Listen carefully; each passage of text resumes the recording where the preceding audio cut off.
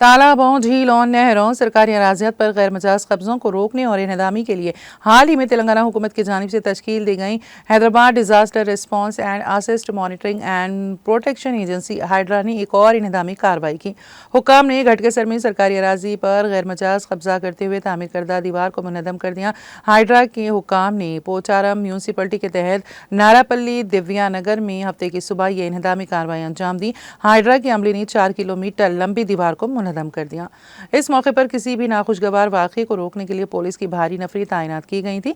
इस माह की 12 तारीख को हाइड्रा के कमिश्नर रामनाथ ने मुकामी अफराद की शिकायत पर इस इलाके के लिए लेआउट का मुआयना किया था और गैर कानूनी तामीरात की जाँच की गई। औहदेदारों ने सर्वे किया तो पता चला कि सरकारी अराजी पर दीवार तामीर की गई है, जिसके बाद इन्हदामी कार्रवाई अंजाम दी गई। ये लेआउट जुमला 200 एकड़ रकबे पर फैला हुआ है। इसमें जुमला 2218 प्लॉट थे।